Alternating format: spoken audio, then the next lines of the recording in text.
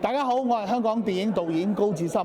我今次咧係非常之榮幸同埋開心啊，能夠咧由香港飛到過嚟，係參與呢個喺多倫多今次舉行嘅多倫多中華電影節。呢個電影節今次咧大會係對我哋部電影《嶺南功夫少年》係非常之大嘅鼓勵同埋係支持。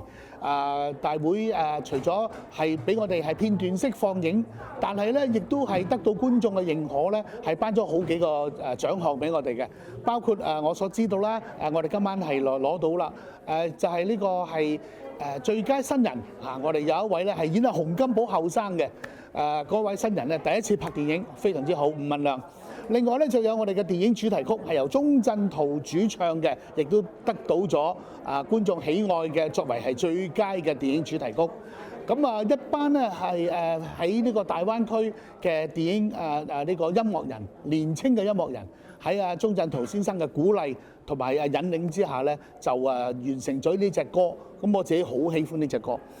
另外就亦都係大家對我哋部電影係非常之好大嘅鼓勵支持，就俾咗我哋一個最佳嘅電影。我個人咧亦都喺今次咧係得到一個個人嘅一個獎項。以上種種咧都係反映緊咧，其實大家都好愛錫我啦，好愛錫我哋，俾分俾得好手鬆。但係咧呢份鼓勵係在心中嘅，我哋會繼續努力。盡力而為，將我哋嘅電影作品做到最好。我相信咧就成個電影嘅足本咧喺嚟緊嘅出年咧一定會同大家見面嘅。到時希望大家咧入場睇下呢部戲，洪金寶主演，朱咪咪、米雪。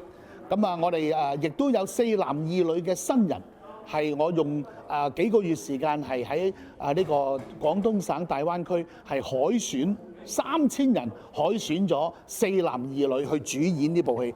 呢度好多都係第一次拍戲嘅。希望大家都多多支持，俾我哋呢套戲入場買飛鼓勵我哋。